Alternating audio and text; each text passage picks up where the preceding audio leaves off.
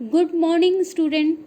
आज हम पढ़ेंगे बाजार विभक्तिकरण के लाभ या महत्व, बेनिफिट्स और importance of market segmentation. Market segmentation आज के परिवेश में हम देखें तो काफ़ी लाभदायी है। बाजार विभक्तिकरण अनेक प्रकार से लाभदायी है। इस संबंध में फिलिप कॉटलर ने कहा भी है कि बाजार विभक्तिकरण से संस्था अधिक अच्छे उत्पाद या अधिक अच्छी सेवा उपलब्ध कर सकती है तथा लक्ष्य बाजार के लिए उसका समुचित मूल्य भी निर्धारित कर सकती है। संस्था सर्वोत्तम वितरण एवं संचार माध्यमों का चयन भी कर सकती है तथा अपने प्रतिस्पर्धियों की तस्वीर को और अधिक स्पष्ट रूप से देख भी सकती है। बाजार विभक्तिकरण के लाभों को हम निम्नलिखित शीर्षकों के माध्यम से अध्ययन करेंगे। उसमें पहला है हमारा आकर्षक विपणन अवसरों का ज्ञान। आकर्षक विपणन अवसरों का ज्ञान, यहाँ स्वरों आ गया है, ये टाइपिंग मिस्टेक है, आप इसको अवसर पढ़ें। बाजार विभक्तिकरण से संपूर्ण बाजार के विभिन्न खंडों के ग्राहक समूहों की जानकारी प्राप्त हो जाती है। इन सभी बाजार खंडों के ग्राहकों का तुलनात्मक अध्ययन करके विपणनकर्ता कुछ ऐसे आकर्षक विपणन अवसरों को ज्ञात कर सकता है जिनमें वह अपने उत्पाद या सेवाओं को प्रभावी ढंग से विपणन कर सकता है। सेकंड आता है हमारा लक्ष्य बाजार के चयन में सुविधा। बाजार विभक्तिकरण न केवल संपूर्ण बाजार में उपलब्ध अधिक आकर्षक बाजार खंडों की जानकारी हो पाती है, बल्कि इससे विपणनकर्ता को अपने लक्ष्य बाजार के चयन में भी सुविधा होती है। विपणन प्रबंधक विभिन्न आकर्षक बाजार खंडों का तुलनात्मक अध्ययन करके सर्वोत्तम या उपयुक्त लक्ष्य बाजार, बेस्ट और एप्रोप्रिएट टारगेट मार्केट का चयन कर सकता है।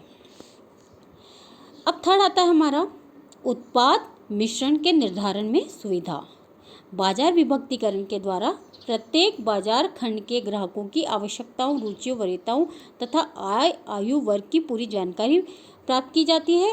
विपणनकर्ता इस जानकारी के आधार पर अपना उत्पाद मिश्रण निर्धारित कर सकता है। इसी आधार पर वह समय समय पर उत्पाद मिश्रण में परिवर्तन एवं संशोधन भी कर सकता है। इससे ग्राहकों को अधिकाधिक संतुष्ट किया जाता है और ग्राहकों की उत्पादों के प्रति निष्ठा उत्पन्न की जा सकती है। फोर्थ पॉइंट आता है हमारा समुचित मूल्य निर्धारण में सहायक। बाजार विभक्तिकरण से ग्राहकों की आयु, आय, लिंग, पेशा, जीवन स्तर आदि के संबंध में व्यापक जानकारी मिल जाती है।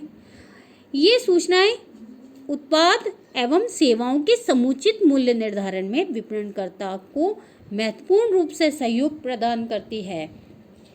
नेक्स्ट फिफ्थ पॉइंट है हमारा उपयुक्त मध्यस्थों का चयन।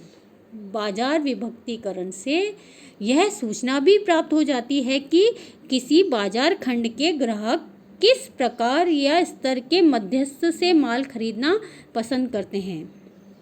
इसके अलावा विभक्तिकरण से ग्राहकों को माल प्राप्ति में आने वाली कठिनाइयों की भी जानकारी हो जाती है। इन सभी सूचनाओं को ध्यान में रखकर विपणनकर्ता मध्यस्थों का चयन कर सकते हैं। परिणाम स्वरूप उपयुक्त मध्यस्थों का चयन संभव हो जाता है।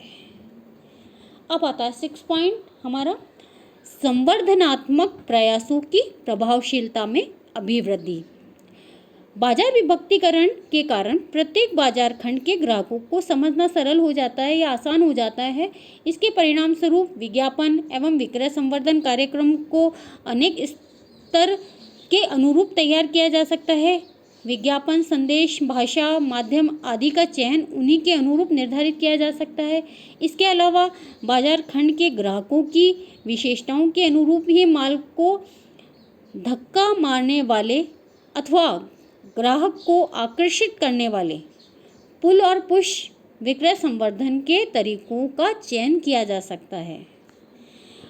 अब आता है हमारा 7 पॉइंट, असंतुष्ट बाजार खंडों पर विशेष ध्यान। बाजार विभक्तिकरण से विपणनकर्ता उन बाजार खंडों को भी पता कर लेता है जिनमें ग्राहक असंतुष्ट है या अपेक्षाकृत रूप से कम संतुष्ट है।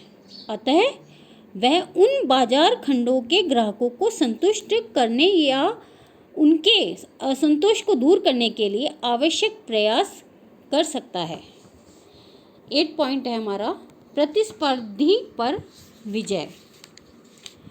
प्रतिस्पर्धी पर विजय बाजार विभक्तिकरण प्रतिस्पर्धा के एवरेस्ट पर विजय दिला सकता है या प्रतिस्पर्धा पे हमें विजय प्राप्त करवा सकता है या प्रतिस्पर्धा का सामना करने के लिए सक्षम बना सकता है।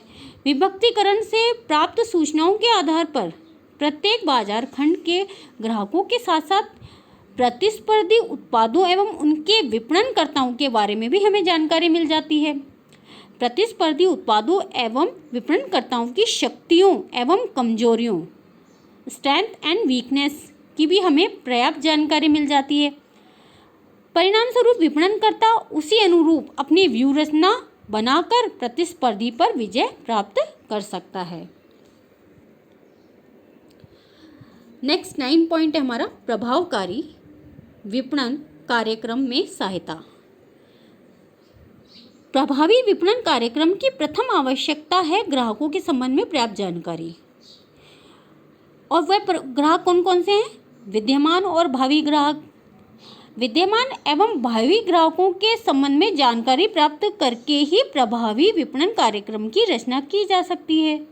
बाजार विभक्तिकरण करके प्रत्येक बाजार खंड के ग्राहकों के संबंध में व्यापक जानकारी की जा सकती है।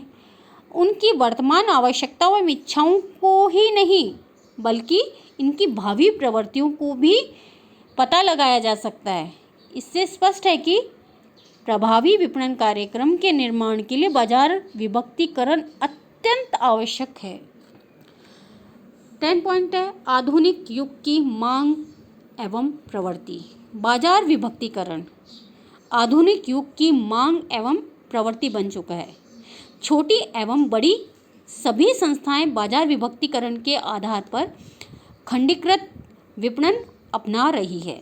इसका कारण यह है कि सभी संस्थाएं यह मानती है कि संपूर्ण बाजार के सभी ग्राहक समूहों की अपेक्षा एक या कुछ बाजार खंडों के ग्राहकों के लिए उत्पाद एवं विपणन कार्यक्रम अधिक प्रभावी रूप से तैयार किए जा सकते हैं।